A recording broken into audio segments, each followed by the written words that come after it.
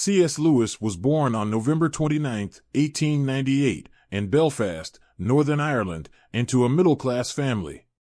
His childhood was marked by an intellectually stimulating family environment, but also by tragedies that would profoundly shape his life. His father, Albert Lewis, was a lawyer, and his mother, Florence Augusta Hamilton Lewis, was a mathematician and came from a cultured family. Both encouraged his love of reading and literature. Lewis had an older brother, Warnie, with whom he maintained a very close relationship throughout his life. Together, they created fantastical stories and developed imaginary worlds, such as Boxen, a universe inhabited by talking animals, which can be seen as a precursor to the Chronicles of Narnia. When Lewis was 9 years old, his mother died of cancer. This loss, together with his father's emotional difficulty in dealing with grief, had a profound impact on him. Soon after his mother's death, he and his brother were sent to boarding schools. As adults, the two remained very close, especially after Warnie returned from military service.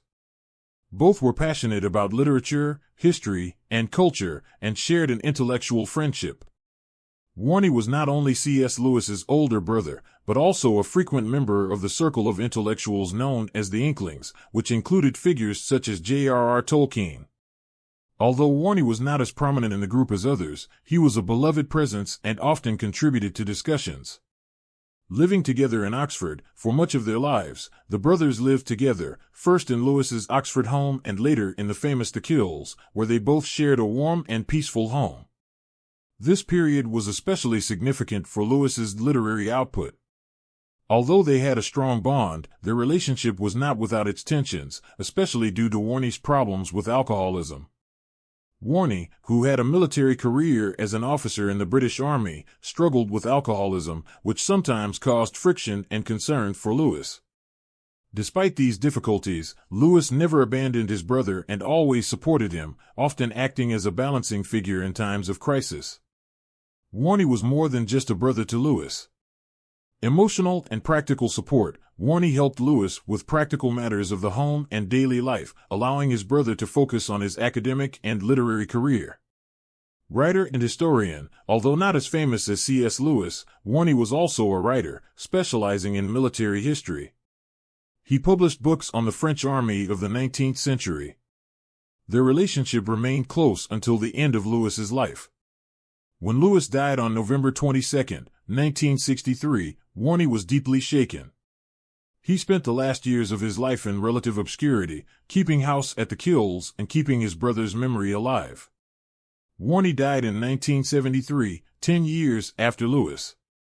In 1917, Lewis entered Oxford University, but his education was interrupted by the First World War, in which he served as an officer in the British Army. During his service he was wounded and returned to England in 1918. After the war, he resumed his studies at Oxford, graduating with distinction in Greek and Latin literature, philosophy, and English. His academic ability was so remarkable that he was awarded 3 first-class degrees, the highest academic award in England. From an early age, Lewis became fascinated by mythology, Norse epics, and medieval literature, themes that would later influence his writings. During his adolescence and young adulthood, Lewis distanced himself from the Christianity in which he had been raised. He declared himself an atheist, influenced by reading and personal suffering, and had an admiration for science and materialist philosophy. This rich intellectual and emotional foundation, combined with his experiences of pain and joy, set the stage for his later conversion to Christianity and the emergence of his literary and academic career. C.S. Lewis's conversion to Christianity was a gradual and deeply intellectual process, marked by philosophical debates, literary influences, and personal experiences. Lewis described this journey in his autobiography Surprised by Joy, and reflected on it in other writings. The path to faith in his teens, Lewis moved away from the Christianity in which he had been raised. He described this period as dominated by a rational skepticism and a love of mythologies and legends that, to him, were fascinating stories but without objective reality. He believed that the world was governed by chance, without divine purpose or order, and described himself as a very convinced atheist. During his university years at Oxford, Lewis began to feel a growing discomfort with his materialistic worldview. He came to realize that his passions for literature, mythology, and the pursuit of beauty contradicted his belief that the universe was purely mechanistic. He was influenced by authors who saw faith as a basis for understanding existence, including George MacDonald. Fantaste's reading of this fantasy novel was, according to Lewis, an experience that awakened in him a sense of holiness and showed him that faith could be intertwined with beauty and imagination.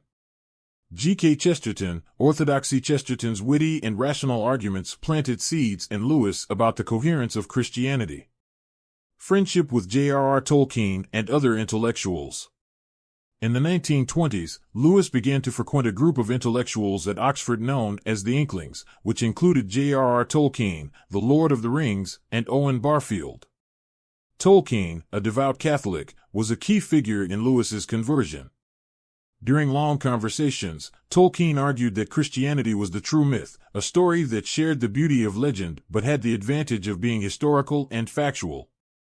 On a famous night walk with Tolkien and another friend, Hugo Dyson, in September 1931, Tolkien's arguments about the relationship between myth and reality had a profound impact on Lewis. Lewis became a theist, that is, he accepted the existence of a god, but he had not yet embraced Christianity. He described this phase as being driven, against my will, kicking and screaming, to believe in God. His conversion to Christianity came after months of reflection. He accepted the divinity of Christ in a moment he described simply and humorously. I was riding my motorcycle to Whipsnade Zoo. When I left, I did not believe that Jesus Christ was the Son of God. When I arrived, I did. This event was less emotional and more. C.S. Lewis's marriage was a significant and unexpected event in his life. He married Joy David Mann, an American writer and poet, in a relationship that began as an intellectual friendship and developed into a deep emotional and spiritual bond. Joy David Mann, 1915 to 1960, was a talented writer, known for her poems, essays, and novels. She was born in the United States to a Jewish family and, like Lewis, had a period of atheism before converting to Christianity. Before meeting Lewis, Joy was married to the writer William Gresham, with whom she had 2 sons, David and Douglas. The marriage ended due to her husband's alcoholism and infidelity. In 1956, Joy had difficulty staying in the United Kingdom due to the expiration of her visa. Lewis, wanting to help her, agreed to marry her in a civil marriage, without religious commitments, in order to ensure her continued presence in the country. At the time, their relationship was widely seen as a platonic friendship, and Lewis had no romantic intentions. In 1957, Joy was diagnosed with cancer, which brought a significant change to their relationship. During her illness, Lewis realized how much she meant to him. In March 1957, the couple held a second ceremony, this time a religious one, in which they exchanged their vows in a hospital. Their bond became deeply emotional and spiritual. Despite her initial diagnosis of terminal cancer, Joy went into a surprising remission, which allowed the couple to spend some happy years together. They lived at the Kills, Lewis's home in Oxford, with Joy's children. Lewis described these years as some of the happiest times of his life. Joy brought a renewed energy to his daily life, and they traveled frequently and shared their literary passions. In 1960, Joy's cancer returned, and she died on July 13th of that year, aged just 45. The loss was devastating for Lewis, who wrote about his grief in A Grief Observed, one of the most moving reflections on loss and grief ever published. In the book, Lewis explores his struggle to understand grief in light of his Christian faith, describing his emotional journey of questioning, anguish, and ultimately acceptance. His relationship with Joy was transformative for Lewis. She brought a new kind of love and companionship into his life that he had long believed was out of reach. Their union is remembered as a story of belated love that, though short-lived, was intense and deeply meaningful. His academic career. Lewis began his academic career in 1925 as a professor of English literature at Magdalen College, Oxford University. He taught there for nearly 30 years. During this time, he became known for his lectures on medieval and Renaissance literature. He was an engaging and passionate teacher whose lectures attracted students from a wide range of disciplines. In 1954, Lewis accepted a position as a lecturer at the University of Cambridge, holding the chair of medieval and Renaissance literature at Magdalene College. He remained at Cambridge for the rest of his life. Lewis found Cambridge to be a more intellectually welcoming environment, which encouraged him to continue writing and teaching. C.S. Lewis produced a vast body of work, which can be divided into three main categories: fiction, Christian apologetic, and academic works. One of his most famous works of fiction was the Chronicles of Narnia, 1950 to 1956. A series of 7 fantasy books that chronicle the adventures of children who visit the magical world of Narnia. The stories address themes of sacrifice, redemption, and the struggle between good and evil, often with symbolic parallels to Christianity. Most famous books: The Lion, the Witch and the Wardrobe, 1950. Prince Caspian, 1951. The Voyage of the Dawn Treader, 1952. The Last Battle, 1956. The series sold millions of copies and continues to be beloved by readers of all ages. Space Trilogy, 1938 to 1945. A science fiction series that blends adventure with theological and philosophical reflections. Books: Beyond the Silent Planet, 1938.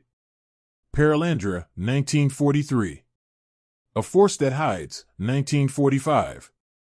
Other notable fiction: The Screwtape Letters, 1942, a satirical book in which an experienced demon writes advice to a novice demon on how to tempt humans. Till We Have Faces, 1956, a retelling of the myth of Psyche and Cupid, considered by many to be his most mature work of fiction. After his conversion to Christianity, Lewis wrote several books defending the Christian faith. He used logical reasoning, captivating metaphors, and his literary talent to address spiritual issues. Mere Christianity, 1952. Based on radio lectures Lewis gave during World War II, this book is an accessible introduction to the Christian faith and one of his most influential works. The Problem of Pain, 1940. An attempt to address the issue of human suffering in the light of Christianity. Miracles, 1947. A study of the possibility of supernatural events in a world governed by natural laws. A Grief Observed, 1961, a deeply personal reflection on grief after the death of his wife, Joy David Mann. Lewis was also a renowned scholar and literary critic, with significant contributions to the study of English literature. The Allegory of Love, 1936, a groundbreaking analysis of medieval and Renaissance literature, particularly on the theme of courtly love. A Preface to Paradise Lost, 1942, an introduction to John Milton's epic, highlighting the work's relevance to literature and theology.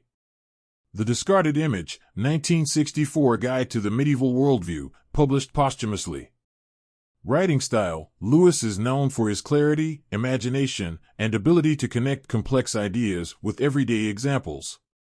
He combined profound scholarship with an accessible and engaging approach. Impact: his works of fiction and nonfiction continue to be widely read and discussed, having influenced generations of readers, writers, and thinkers. His books have sold millions of copies and have been translated into dozens of languages. C.S. Lewis is remembered as one of the great intellectuals of the 20th century, whose work transcended religious, cultural, and age barriers. He left a literary and spiritual legacy that continues to inspire readers around the world. C.S. Lewis was a singular figure in the history of 20th century Christian literature and thought.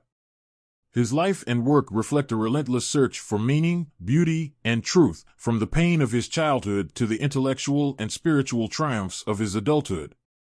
As a scholar, fiction writer, and Christian apologist, Lewis brought to the world a unique contribution: the ability to unite logical rigor and creative imagination, speaking to both the minds and hearts of his readers.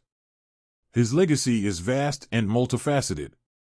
Works like the Chronicles of Narnia continue to enchant children and adults alike with their rich fantasy and universal themes. While books like Mere Christianity and The Anatomy of Sorrow offer profound and heartfelt answers to the fundamental questions of existence. More than just an author, Lewis was a spiritual guide to many, helping to illuminate the path of faith, grief, and hope. Ultimately, C.S. Lewis is remembered not only for his literary genius, but also for his humanity. He was a man who faced doubt, loved deeply, and lived with integrity, always seeking to express the truths he believed to be eternal. His impact is timeless, continuing to inspire, comfort, and challenge readers around the world. To learn more about this incredible writer, subscribe to the channel and stay up to date with his thoughts and ideologies. Let's learn together.